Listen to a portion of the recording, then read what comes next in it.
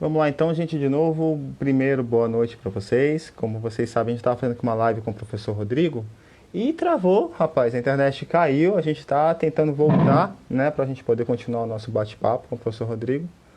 Vou aguardar ele entrar. Aí ele acabou de entrar de novo. Então vamos lá voltar ao que a gente estava conversando, né? Porque o papo falando sobre a questão do negro, né, do preconceito, como que funciona, esses fatores históricos, né, são situações importantes, e aí voltou o professor Rodrigo. A internet deu uma queda, mas assim, mas acontece, né? Se a gente está passivo de falhas de internet, isso é normal, né? E aí a gente vai parando, vamos continuando e vamos lá, né, Rodrigo?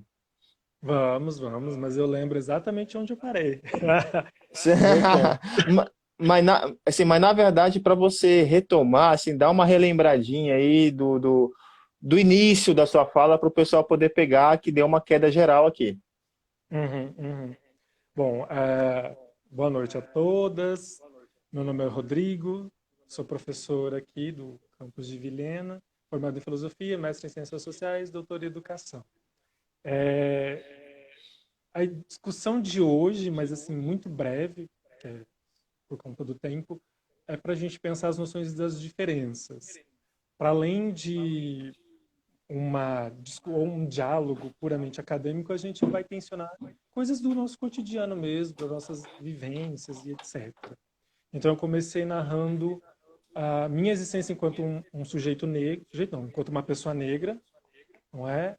Algumas pessoas questionaram, não é, sobre o termo negro, se é correto dizer ou não, se preto pode ser dito ou não, e etc. E sim, a gente pode dizer quando uma pessoa é preta, a gente pode dizer quando uma pessoa é negra.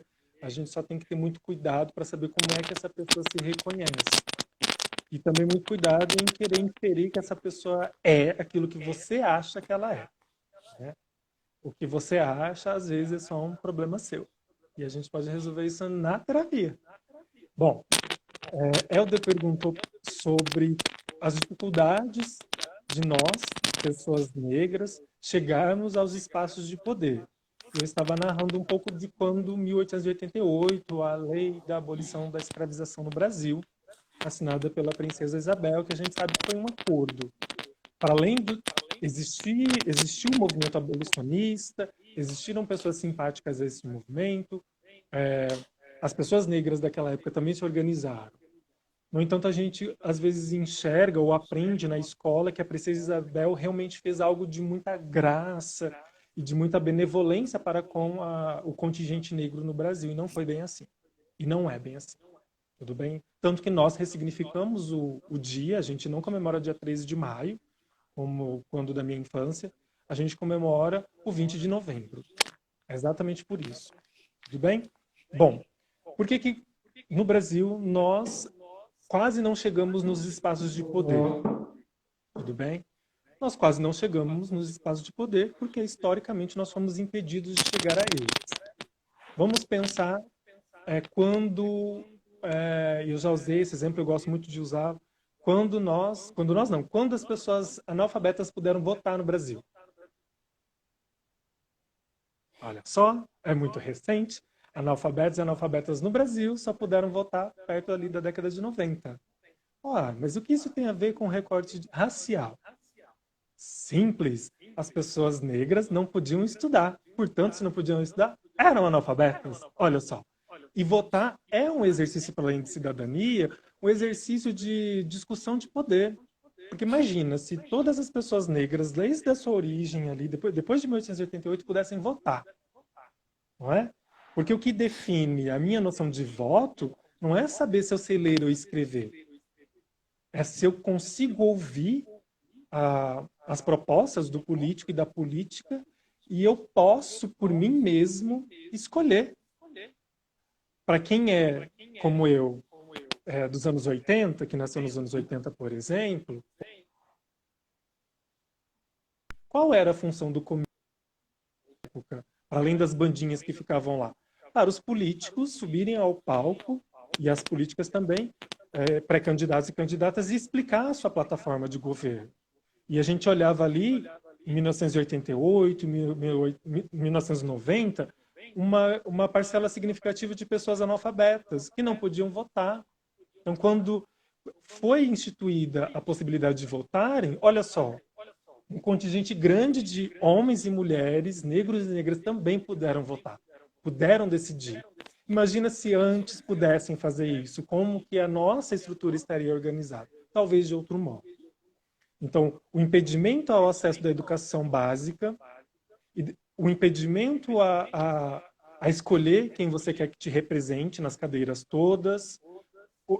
Se a gente pegar toda a legislação brasileira até, sei lá, os anos 2000, a gente vai perceber como que, historicamente no Brasil, tudo foi rascunhado, escrito e costurado por uma mão branca. E esse rascunho todo é que acabou nos impedindo, e até hoje impede, que a gente acesse alguns espaços de poder. Tudo bem? É só fazermos uma reflexão. Quantos professores e professoras negros e negras nós tivemos durante toda a nossa existência?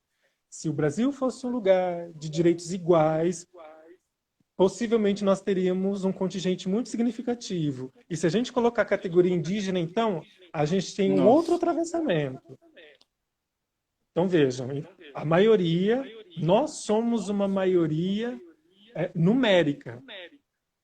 No entanto, nós somos uma minoria de acessos sociais, políticos e de espaços de poder.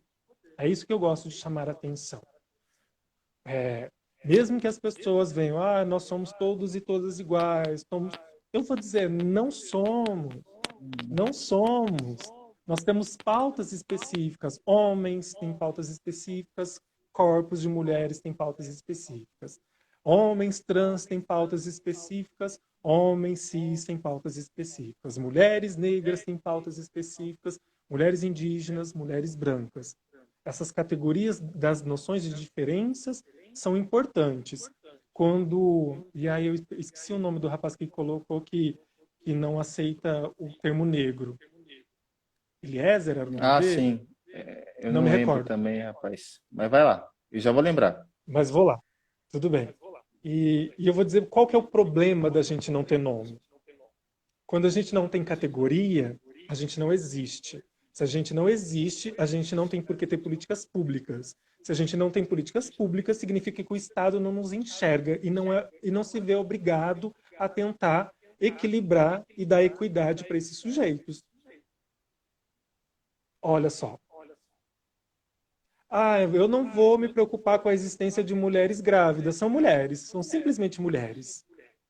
Então, eu não preciso criar uma estrutura de política sanitária, educacional, da ginecologia, da obstetrícia específica para mulheres grávidas. E aí? O que eu faço com essas mulheres grávidas? Já que não tem categoria, não tem existência. Se não tem existência, não tem por que o Estado criar um artifício, um dispositivo legal para dar conta dessas mulheres. Então, é importante a existência desses nomes, dessas categorias, mas a gente também tem que perceber como essas categorias podem ser atacadas e tentar positivar esse termo, deixá-lo positivo, não no sentido de Comte, não, mas no sentido de algo que não seja de algo que não seja vil, maléfico, criminoso. Eu andando à noite na rua, por exemplo, e uma pessoa olha para mim e atravessa a calçada. Aconteceu isso 1, 2, 10 e vai acontecer sempre. Por quê? O que ela enxerga em mim? Não é igualdade mais, né? Ela me enxergou dentro da diferença, mas uma diferença que para ela é perigosa, sei lá, assaltante, por assim dizer. Então, esse é um dos meus atravessamentos enquanto sujeito, a negritude. Uhum. E, na verdade, assim, a questão que você mesmo falou do exemplo, né, da pessoa pegar e atravessar a rua, isso não acontece somente atravessar a rua, acontece o olhar, acontece uma abordagem policial que uma pessoa branca, loirinha, com os olhos verdes, azuis, terá, e um rapaz negro ou uma mulher negra terá, é completamente diferente. Isso a gente já sabe, né? Que a gente já viveu isso na pele. E quanto mais, ou melhor, e quanto mais o povo, no caso, o local onde a gente está, né? Você que morava no sul do país sabe muito mais que eu. Quanto mais o local onde a gente está tem mais povo, tem mais gente branca, o preconceito ainda vai ser maior. Uhum, entendi. Ah, entendi. Você estava usando a citação do Babu, aqui, o Eliezer. Apliquei uma Ah, citação sim, direta ao livro do beleza. autor. Ah, ok. Mas espero que você tenha entendido que a gente precisa dessas Hum. categorias para que o Estado nos reconheça enquanto seres existentes, ainda que a gente tenha um cenário bem delicado, por assim dizer. Como o Helder falou, vim do sul do Brasil, não sou do Paraná, e as pessoas acham mesmo ali que não existem pessoas negras no Sul, é uma coisa engraçadíssima. Imagina, pessoa preta no Sul, nossa, negra, na academia? Não, você está brincando. Tem um doutorado? Não acredito. Sim, a gente existe. Só foi difícil chegar. Muitas vezes nós somos as primeiras pessoas de gerações que conseguiram terminar o ensino fundamental, médio, quiçá o superior. É isso que a gente precisa tentar sempre equilibrar. Mas quando eu me comparo, aí fazendo uma outra inflexão, quando eu me comparo com uma mulher negra, eu sei que eu estou numa categoria de mais privilégios do que elas, não é? Por ser Porque eu homem. sou um homem. É, exatamente, por eu ser Uhum, homem. Por eu ser homem. uhum. Então, eu, na rua andando, não vou ser abordado da mesma forma que uma mulher negra, ou como ela vai Sim. ser. Ela não é abordada, como ela vai ser. ah, enfim, como serão as relações sociais. O Eliezer Eliezer pergunta sobre. perguntou cotas, isso. Isso, fale sobre cotas.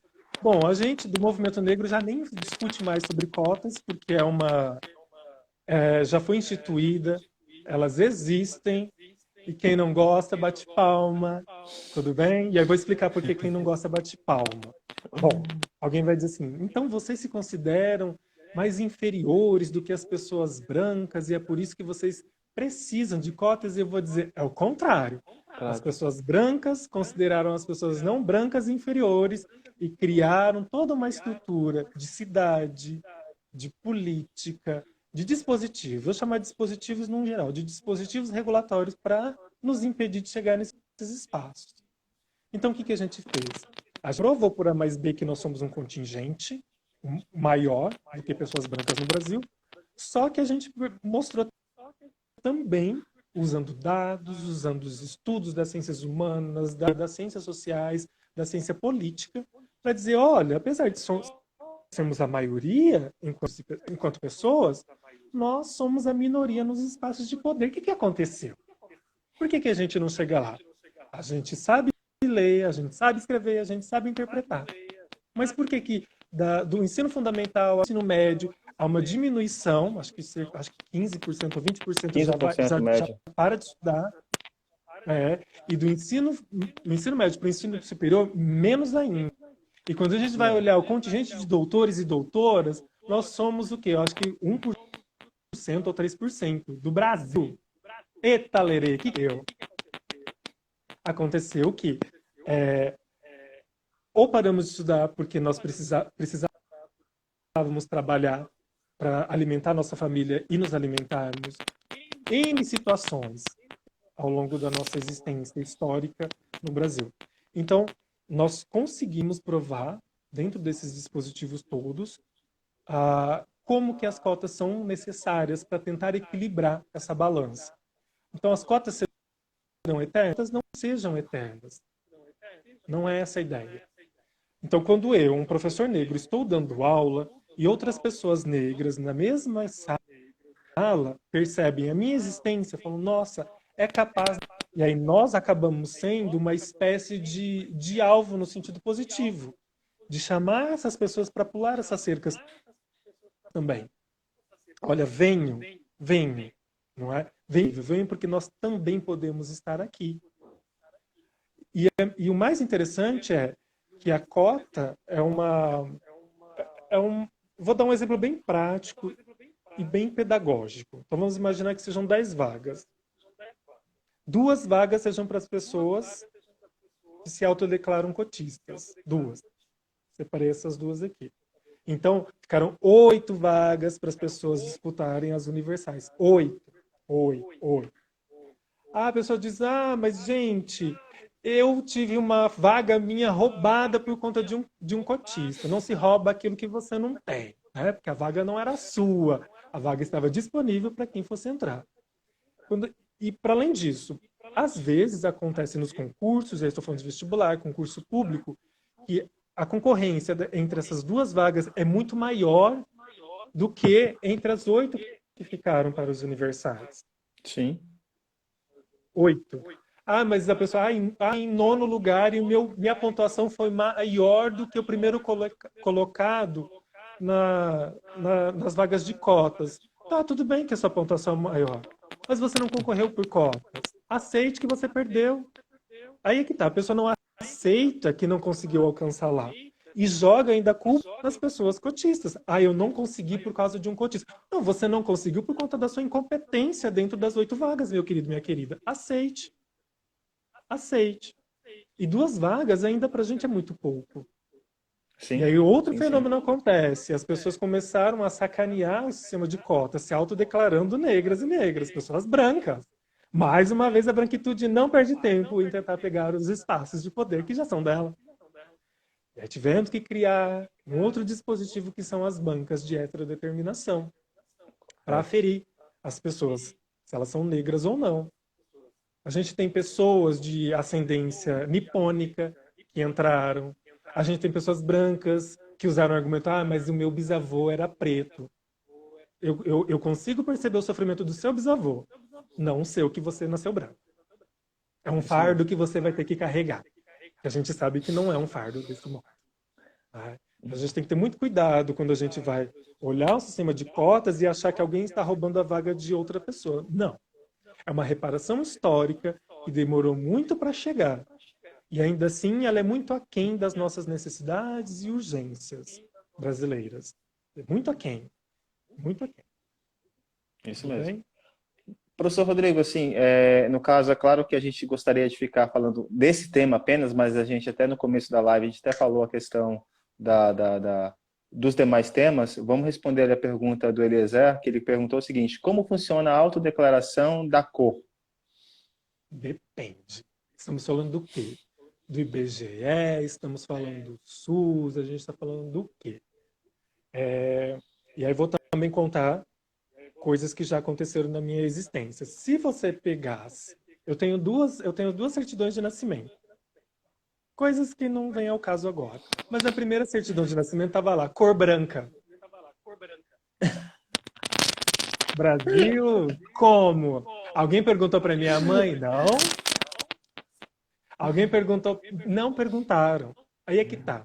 Antes as pessoas, dentro desses dispositivos, diziam, só de olhar para a pessoa, o que ela quisesse. Eu acho que você é branco, colocava. Acho que você é moreno, colocava. Você é pardo, colocava. Ninguém perguntava pra gente. Hoje é uma autodeterminação, é uma autodeclaração. Como é que funciona? Bom, se eu vou fazer um concurso para vestibular e me considero uma pessoa negra, vou colocar lá pessoa negra.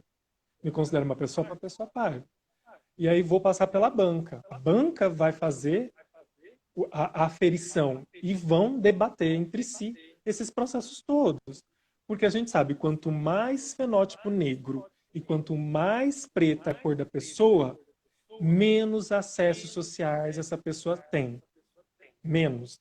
Quanto mais eu consigo transitar no espaço branco, sendo lido como branco, menos problemas sociais eu vou ter e terei. É isso. Então as pessoas ainda ficam um pouco confusas. Mas eu passei numa banca e a banca me reprovou como negro, como negra. Porque a gente tem as discussões me fugiu o nome agora. Do colorismo. Do colorismo, ou seja, do colorismo. Então, quanto mais eu fico próximo dos fenótipos brancos, mais eu sei que o meu trânsito vai ser tranquilo. Aí, quando eu digo trânsito, eu estou falando de tudo. De uma abordagem policial, de levar uma ficha de emprego, do acesso, de como as pessoas chegam.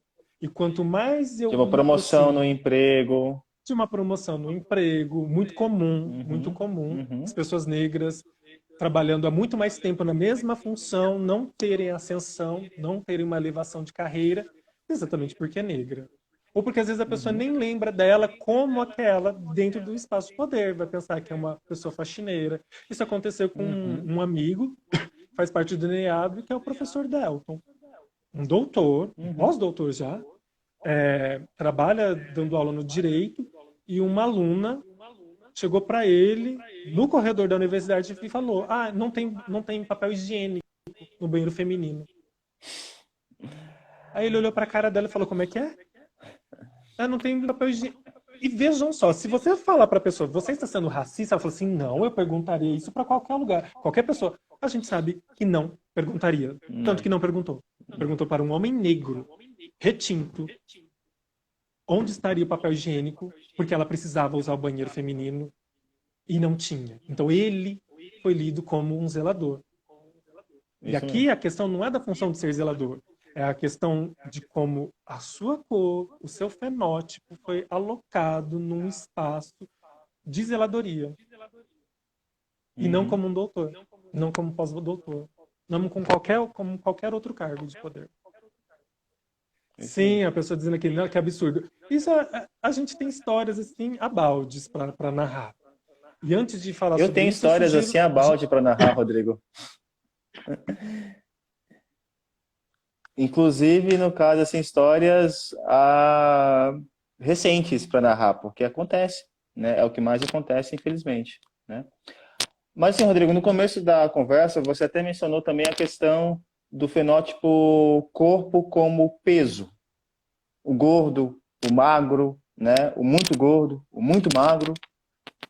Como que se dá esse preconceito? Como que tem essa leitura preconceituosa desse fenótipo do peso, gordo, magro?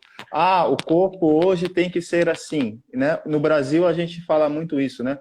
Ah, o corpo da mulher brasileira é X, o corpo do homem brasileiro é Y. Como que isso se dá?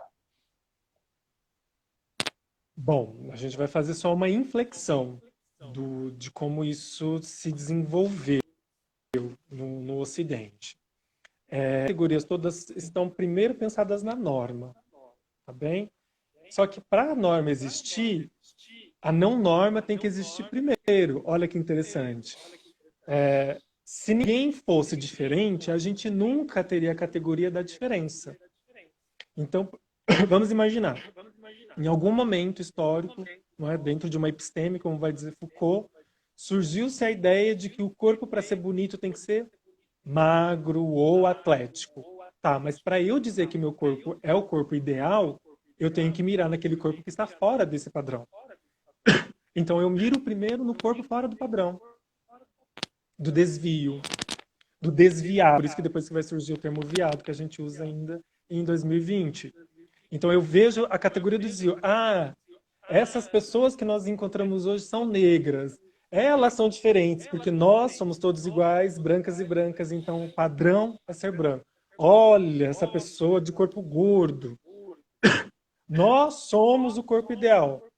Mas para eu dizer que meu corpo ideal, eu vou dizer primeiro do corpo dela, que é um corpo gordo, que é um corpo que tem problemas de saúde, nananã. O que é um equívoco? A gente tem que ter muito receio, muito respeito com a categoria de corpo gordo, dizendo simplesmente que essa é uma categoria de comorbidade, que é uma categoria de doente, de que é uma Uhum. categoria que está mais apta a doenças inúmeras.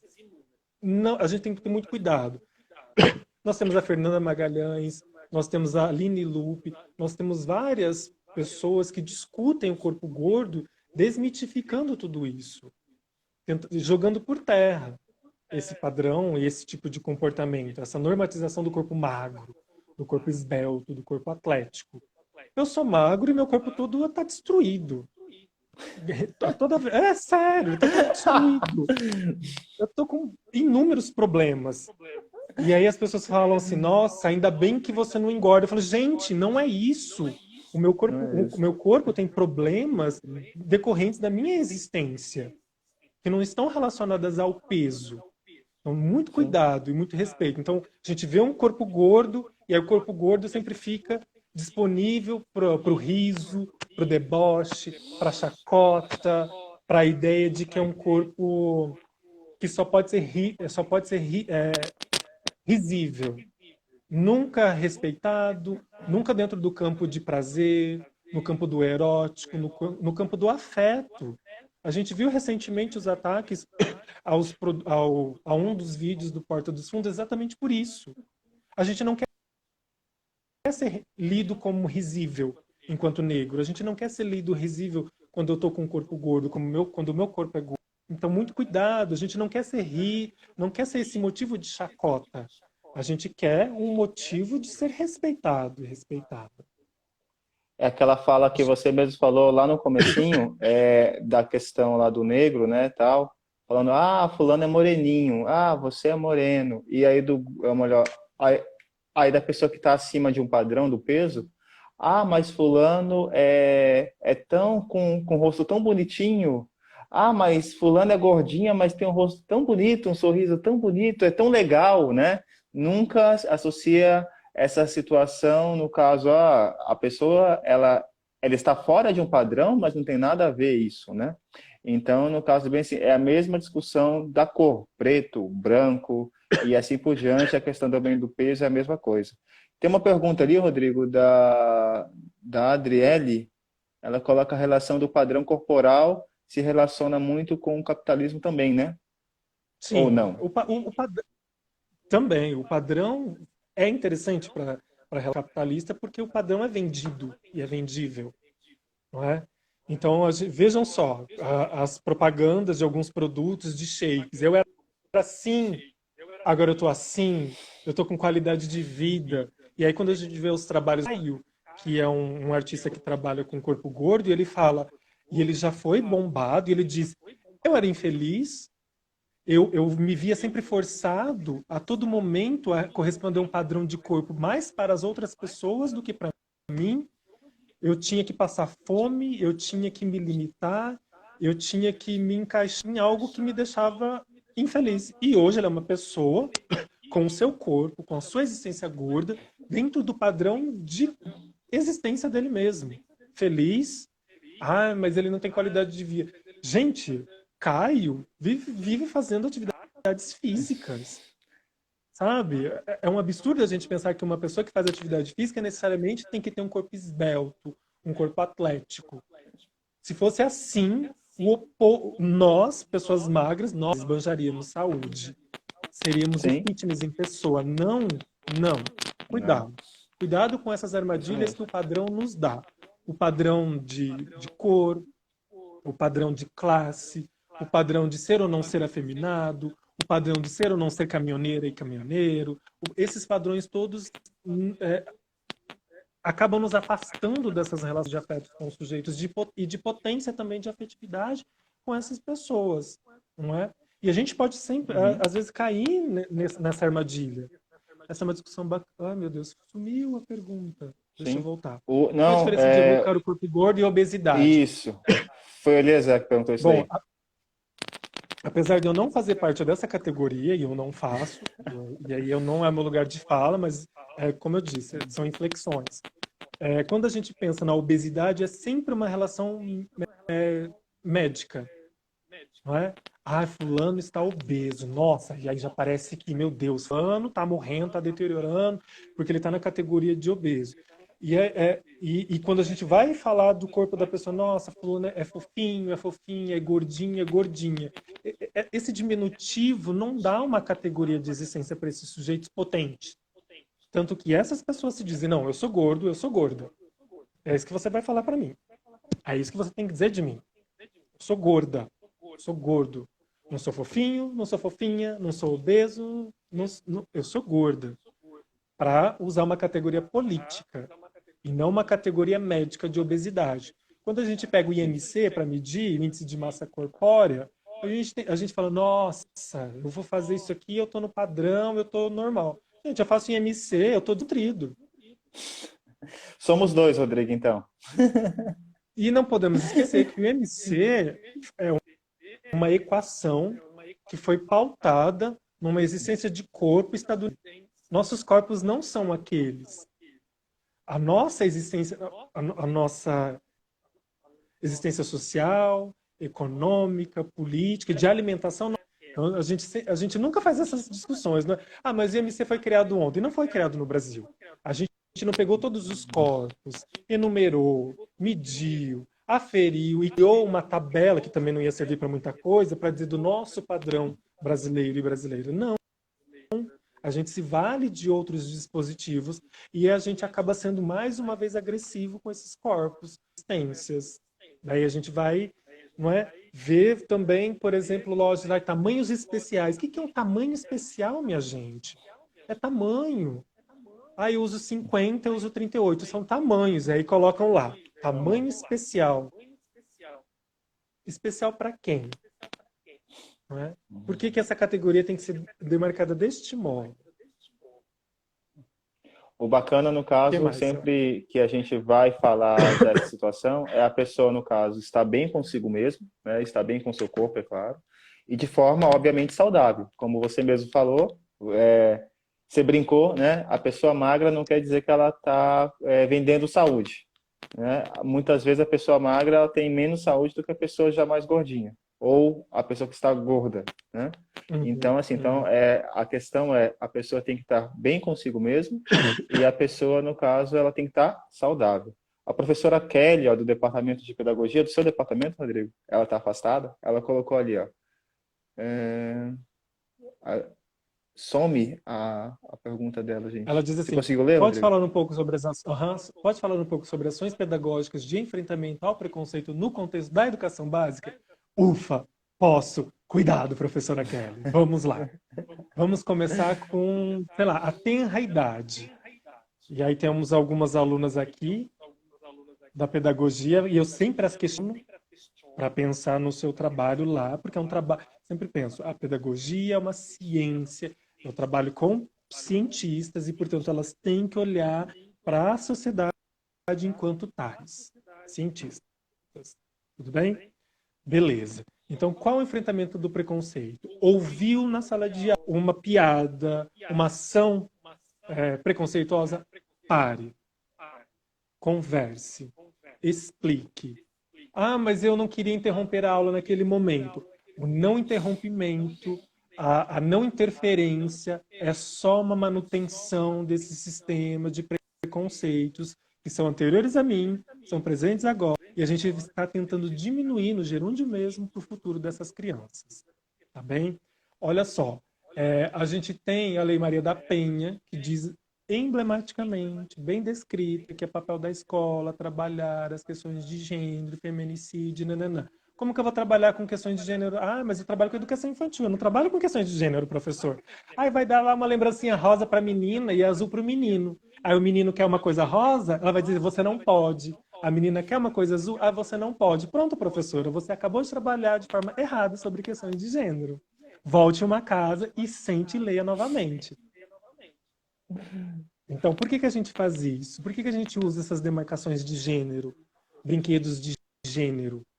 A gente tem que pensar que são brinquedos. E essa existência de brinquedo é lúdica. E o lúdico existe para as crianças brincarem, para manipularem, estabelecerem relações, não é? Então a gente percebe que ali no cotidiano da escola, na rede básica, a gente lá ainda no ensino médio percebe isso. Esses ecos todos. Por que eles se mantêm? Então é muito, acaba sendo muito tóxico. Hoje eu estava conversando com um ex-aluno de uma instituição privada que disse assim: estou muito feliz que as aulas no estado do Paraná estão acontecendo de modo online. Eu falei, por quê? Na rede básica. Ele, porque meu irmão também é negro e pelo menos ele não sofre, né? Eu acho que daí não vai ter o contato e não vai... Eu falei, meu querido, veja só, o que você está fazendo de interessante para o benefício do seu irmão? Você vai deixá-lo isolado para o resto do mundo? E para além disso, uma educação presencial acaba colocando esses sujeitos em diálogo. E toda a escola se vê forçada também a estabelecer esses diálogos. Nós tivemos aqui uma relação racista, gordofóbica, homofóbica, lesbofóbica. o que os nossos dispositivos, o que o PPC da escola diz nas relações de preconceito? Ah, nós temos que discutir. Vamos discutir. E discussões pontuais. As discussões têm que ser constantes, atravessadas. Assim como a gente tem a Lei 11.645, dizendo que nós temos que trabalhar com cultura africana, afro-brasileira e indígena na educação. As linguagens, nananana. Não diz que é para trabalhar no 20 de novembro, minha gente. Diz que é para trabalhar o ano todo, ainda para trabalhar, para colocar no seu currículo, para colocar no seu planejamento, é para você fazer esse trabalho. Ele é contínuo e constante, porque o preconceito é contínuo e constante. A gente não tem o dia do preconceituoso. Olha, é amanhã que eu vou poder manifestar todo o meu preconceito durante 24 horas, depois nunca mais. Não. Ele acontece todo dia, constantemente. Então a escola também tem que pensar isso. Professor, mas como é que eu vou fazer isso? Eu trabalho matemática, como é que eu vou trabalhar com questões de gênero? Ora, vou trabalhar com fórmula, nananã, e foi desenvolvida por uma mulher? Nomeia. Diga quem ela é, sabe? Olha, essa aqui é uma matemática. É uma mulher, nasceu não sei onde, nananã, e ela fez isso. Pronto, quando eu digo é uma mulher, gente, por incrível que pareça, isso já vai abrindo os campos de pensamento dos meninos e principalmente das meninas. Ela fala assim, nossa, existe uma física, não acredito. Nossa, as mulheres também podem estar nas ciências chamadas hard science, não é? Ciências duras. Nossa, e é isso. Vamos estudar um pedagogo. Nossa, existem homens pedagogos que também trabalham na educação infantil? Nossa, também pode. E é isso. A gente tem que fazer esse movimento. A educação não é só para os conteúdos acadêmicos científicos. É também para o universo do trabalho e também para o universo da cidadania. Tudo bem? A gente tem que fazer essa inflexão. A gente tem que estabelecer esses diálogos. Porque se eu me calo, eu só ajudo a permanência do status quo de todos os preconceitos. Não é comigo, eu não vou não vou. Não é comigo. Eu não sou mulher, não vou interferir. Se só tem eu para falar, eu vou desculpado para falar sobre racismo em sala de aula. Só tem para você para falar? É você quem vai falar. É você o professor. Vai falar de racismo, sim. É você que é o convidado a falar sobre, ou a convidada. Isso mesmo. Eu acho que a professora quer isso. Não se preocupe, Rodrigo. Rodrigo, assim, como a gente acaba tendo tempo, né, para poder falar, por causa que a live dura só 1 hora, deixa eu te perguntar uma coisa. E essa questão do preconceito de gênero, você que fala muito disso também.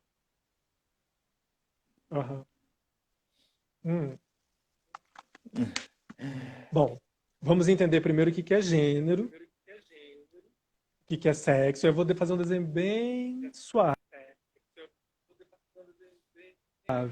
Quem quiser mais, a gente vai ter uma disciplina assim que as aulas voltarem sobre isso. E lembrando, essa é uma instituição pública, mesmo você pode assistir as minhas aulas. Fica o convite, mas sempre é mais. Bom, a ideia de que gênero necessariamente está ligado com sexo. Então vamos pensar com calma, muita calma, muita calma. O que é sexo? E não estou falando de relações sexuais. O que é sexo? Daí a pessoa, o sexo é o biológico. E eu penso, vamos lembrar que nós somos animais humanos. Somos ou macho, ou ainda a gente pode nascer com os dois espectros. Espectro, muitas aspas aqui, não é? As pessoas intersexuais. Só que esse sexo e não está sozinho enquanto um sexo anatômico. Ele também está junto de uma categoria de gênero que é política, econômica, cultural. Quando uma mulher não, e aí vou mudar os termos. Quando uma fêmea da espécie humana está prenha, ninguém diz a fêmea da raça humana, da espécie humana, melhor dizendo, e ela está prenha. Possivelmente vai parir um macho ou uma fêmea. Alguém fala isso? Não fala. A gente fala o quê? Olha, eu vi uma mulher grávida. Ela me disse que está grávida de um menino. Então, eu disse mulher, que não é uma categoria biológica, é uma categoria cultural. Eu disse que ela está grávida, e eu disse que ela está grávida de um menino. Então, por que a gente faz isso? Porque a gente acaba usando conceitos culturais históricos. E a gente naturaliza tanto eles que a gente acha que eles necessariamente são única e exclusivamente biológicos. A gente vai para o plano real e ele, ó, não é. A realidade sempre é mais ampla e diversa que teorias. Mas a gente precisa olhar para a realidade. A realidade diz de si. A realidade pulsa. Então eu posso me reconhecer como homem. Então meu gênero é masculino. É isso, meu gênero é masculino. As pessoas olham para mim, cabelo, barba, e pensam, é um homem. Então, quando eu digo é um homem, estou pensando em uma categoria de gênero. Estou excluindo a biologia. Mas nós criamos essas categorias todas e imbricamos dentro dessas relações de uma biologia. E daí a pessoa tá bom, entendi. Macho é biológico, homem, mulher, menino, menina, é gênero, é cultural. Tá. Mas e aí, por que uma pessoa nasce gay ou lésbica? E aí eu vou dizer para vocês, eu não sei. E eu não quero saber? Por quê? Por que nascem pessoas heterossexuais? Ninguém pensa, nossa, que dia que eu nasci? Que dia que eu percebi que eu era heterossexual? Eu me assumi heterossexual. O que eu fiz? Eu anotei, eu preenchi, fiz um vestibular para ser hétero, e aí deu mais ponto A, logo eu sou hétero. Não, não. A gente se diz em algum momento da vida, olha, eu sou heterossexual. Olha, eu sou homossexual. Olha, eu sou bissexual. Então, quando eu faço esse movimento todo, eu estou dizendo dos meus desejos, das minhas pulsões. Mas eu li que isso é pecado. Gente, muito cuidado. A nossa discussão é no campo social. A religião também está neste campo social. Só que o papel da religião diz respeito a você que a segue. O nosso trabalho enquanto cientista, o nosso trabalho enquanto articulador, enquanto profissionais também dentro da área de uma comunicação, é que os preconceitos sejam minimizados ou, utopicamente, desapareçam. Então, se você diz que não concorda, é um problema seu. Literalmente é um problema seu. Vá para a terapia, né? Vai conversar com seu pastor, com a sua pastora, com o padre, e diga por que eu tenho preconceito. E não dizer, Deus não gosta de você. Ele te mandou e-mail, eu duvido. Então pense sempre, por que eu tomo por norma a minha existência, o meu paradigma? Não. O meu paradigma serve para mim, para minha existência. Aquela pessoa se desenha daquele modo e eu vou respeitá-la enquanto existência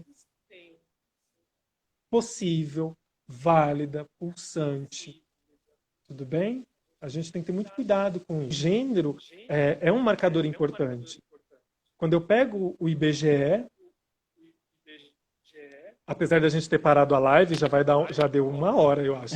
Mas, quando eu pego o IBGE e vejo lá nível salarial e comparo entre homens e mulheres no Brasil, eu faço um recorte de gênero e percebo que ganham mais do que as mulheres.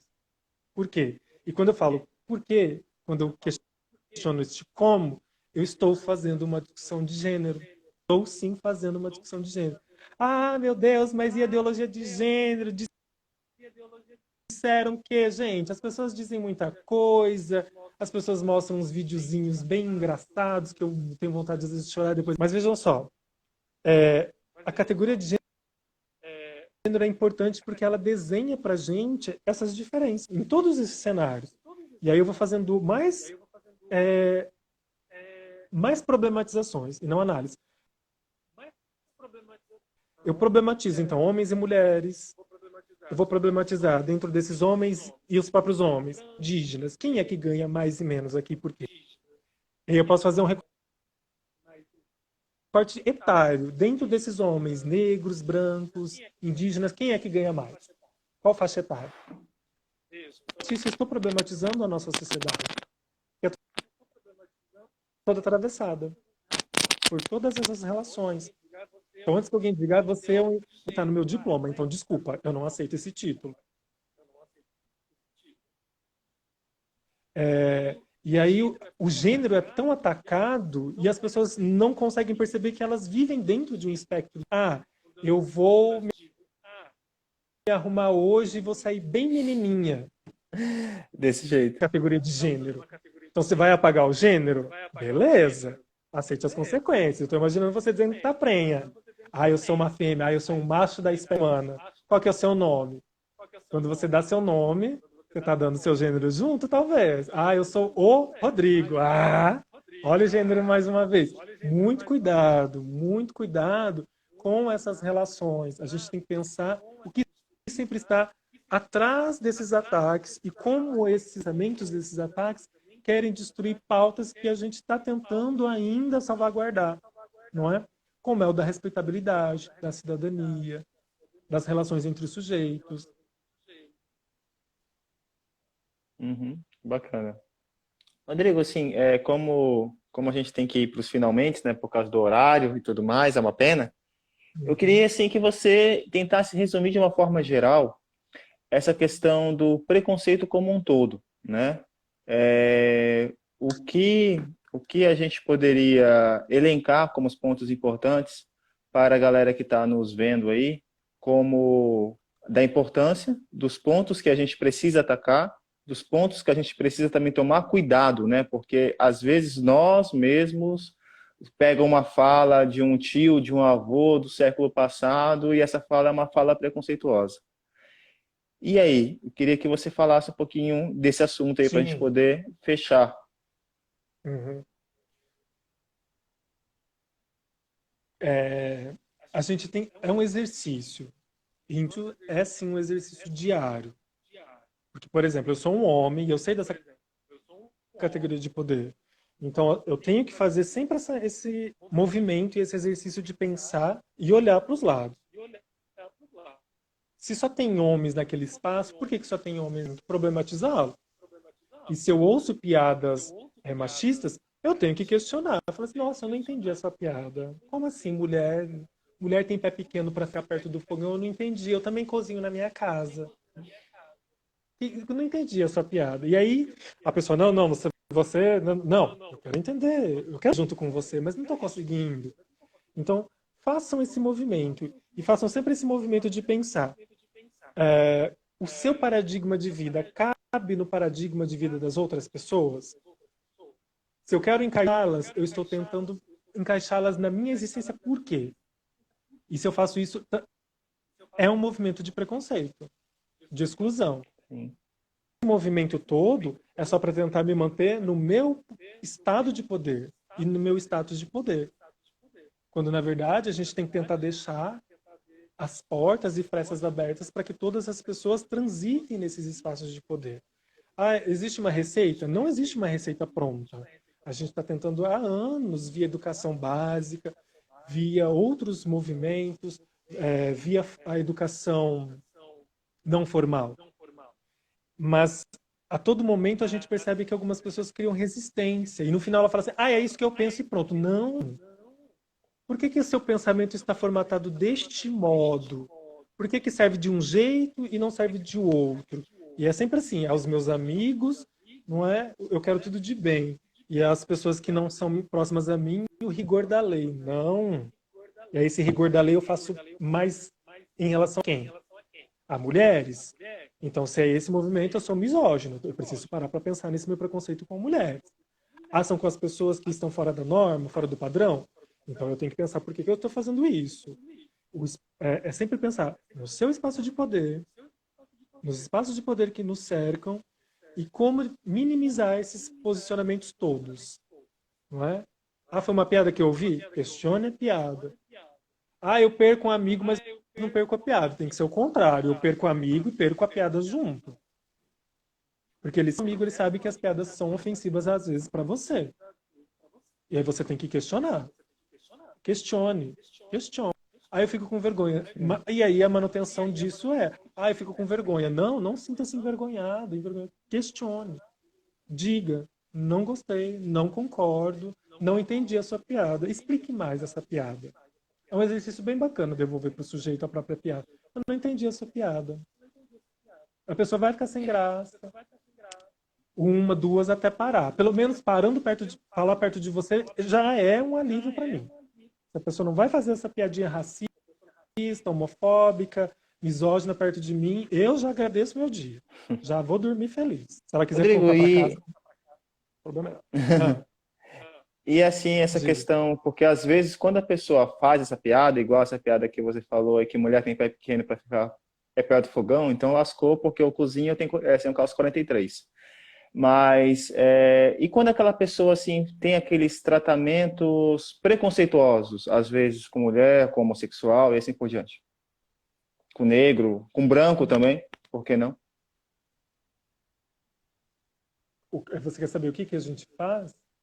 Isso. O que a gente poderia deixar aí como conselho, como dica para a galera poder tentar fazer com que essa situação, com que isso diminua no seu ambiente de trabalho, no seu ambiente lá da família, porque às vezes assim, às Uhum. vezes eu tenho, a minha avó é de 1940, a velhinha não entende, minha mãe foi criada assim, e minha mãe não entende. Como a gente começar a tratar isso, porque eu acho que isso começa também talvez de berço, né?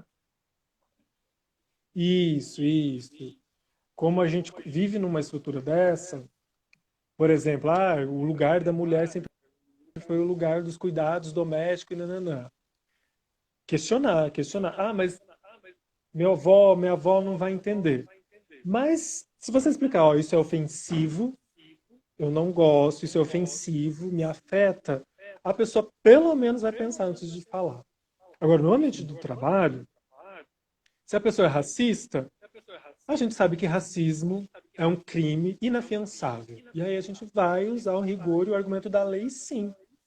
Sim, olha, você está sendo racista e eu vou te denunciar por crime de racismo. Inafiançável. Fim. Fim. Acho que a gente tem que fazer esse movimento, sim. Mas a pessoa vai aprender o quê? Vai aprender pelo menos a não falar porcaria, já que ela não aprendeu por bem. Aí, a nossa ideia, enquanto educadores e educadoras, é que as pessoas enxerguem as outras sem essas relações preconceituosas, mas percebendo a existência. Não pensar que todo mundo é igual, que estamos no mundo bonitinho. O mundo não é igual. Nós somos seres com diferenças, com pautas pontuais, que horas se aproximam, outras se afastam. Respeitadas. Elas precisam ser respeitadas. Seria muito bom se ou melhor, se o mundo fosse esse ambiente perfeito, né? Mas pena que falar isso às vezes é uma utopia no mundo que nós vivemos hoje, né? Nesse mundo Uhum. capitalista. Rodrigo, como você sabe, a gente já tinha conversado antes, infelizmente a nossa live dura pouquinho, somente uma hora, a gente teve um probleminha técnico no meio do caminho, então a gente está encerrando um pouquinho mais tarde. Mas antes da gente encerrar, estou olhando aqui o relógio, tá? Eu queria que você falasse das ações da Proceia no campus, né? Porque, assim, a Proceia, você que está coordenando as ações da Proceia aqui no nosso campus, queria que você falasse que vai ter uma ação bem Uhum. legal agora, já nesse próximo mês, né? Isso, em julho. Nós vamos ter o Festival de Cultura e Arte da Unir, não é? Multicamp ao mesmo tempo, porque como a gente está nesse momento pandêmico de existência, a solução da Proceia foi amarrar todos os trabalhos durante uma semana. E esses trabalhos serão apresentados via as plataformas. Então a gente ainda vai lançar bem certinho quais as datas, os horários e a programação. A gente tem performance, a gente vai ter apresentação de música, a gente tem contação de história, a gente tem pessoas narrando poesias, a gente tem teatro, a gente tem foto performances, a gente tem uma gama muito bacana de trabalhos que foram homologados. A gente está no processo já de curadoria, mas eu acho que quase nenhum trabalho vai ser excluído porque os trabalhos estão muito bons. Então, mesmo que a gente Legal, esteja bacana. dentro de casa e que é para ficar de casa, saia só quando necessário, sobre todos os cuidados, a gente vai ter essa semana em julho, exatamente para também dar um respiro, um alívio com arte, com cultura. Não sei se o ano que vem a gente vai conseguir trabalhar desse mesmo modo, mas eu acho que a gente poderia pensar, Sim. e Viviane é uma pessoa muito aberta a isso, em como trabalhar que os trabalhos sejam apresentados dentro de um campus, e seja repassado para outro dentro de uma plataforma, para não ficar só fechado, não é? Então, nós aqui do interior, a galera lá de Porto Velho, não. Então, como apresentar um trabalho aqui, ao mesmo tempo esse trabalho ser veiculado em Rolim de Moura, em Cacoal, em Guajará-Mirim, em Porto Velho e nas outras unidades espalhadas. Então, fica o convite. A programação vai ser disponibilizada no perfil de Vilhena Unir, Sim. vai ser disponibilizado no site, perdão, aqui também no meu Instagram, a gente a todo momento vai disparar, chamando e convidando a cada uma e a cada um de vocês para poder fazer parte enquanto questionadores e questionadoras também. E assim, conforme o professor Rodrigo bem falou aí, vai ser divulgado, né? Então, assim, então a dica é, galera, adicionem o perfil do campus da UNIR, adicionem lá a comunidade do Facebook, porque às vezes assim, a gente sabe que o pessoal não acessa muito o site institucional, né? A galera é mais ligada em rede social, não adianta. Então, assim, então adiciona lá os perfis para que a galera fique sabendo de toda a lista, de toda a programação, do que vai acontecer, do dia que vai acontecer. Nesse período a gente não pode fazer isso dentro do campus, a gente gostaria de fazer dentro do campus, que não é o momento, né? A gente sabe o momento que a gente está e bem como o professor Rodrigo falou, se a pessoa puder, fique em casa, se não puder, obviamente, saia com todos os cuidados possíveis e necessários para que a saúde seja sempre priorizada, né? É o que a gente quer. E assim, Rodrigo, foi uma honra poder falar contigo. O pessoal aqui no meu WhatsApp, assim, eu estou com o WhatsApp aqui aberto no computador. A galera tá falando aqui, nossa senhora, foi uma live muito boa, dei muita risada, muito legal, um tema bem bacana. O pessoal até falou assim, falou, Helder, chama de novo o Rodrigo uma outra oportunidade. Então, assim, Rodrigo, então já fico já aqui um convite futuro, né, para a gente poder fazer de novo uma outra live, né? Só lembrando aí o pessoal que a gente está mexendo com a possibilidade de abrir também no YouTube. A gente já abriu um canal no YouTube, falta alguns detalhezinhos para poder fazer, e aí a gente vai também inserir lá no YouTube alguns outros bate-papos de uma outra forma, porque aqui, como vocês estão vendo, está informal, né?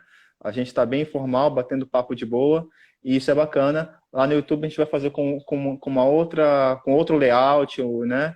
Trabalhando para a gente poder sempre interter a galera e também assim poder falar com todo mundo, né? Porque, nossa, rapaz, que saudade que dá dos nossos alunos, da sociedade, da comunidade em geral, nesse momento, né, Rodrigo? Sim, sim. Mas uma hora vai passar. A gente volta, todo mundo se abraçar. Ô, rapaz, dá saudade de poder abraçar, né? De sair pra uma festa. Tô brincando. Exato. Também. Mas é isso, gente. Então, Rodrigo, muito obrigado. Antes que o Instagram nos derrube, né? Porque a gente sabe que a gente tem horário. Muito obrigado, gente. Muito obrigado aí. Obrigado a Ellen, obrigado a todo mundo que está aí, né? Então, assim, gente, então fiquem ligadinhos que semana que vem tem mais nesse mesmo layout do Instagram. E em breve, mais novidades com o perfil de YouTube e assim por diante, para a gente poder sempre ficar cada vez mais perto da comunidade, né? Rodrigo, um abraço. Tchau, tchau, gente. Até mais. Eu que agradeço. Tchau, tchau. Até mais.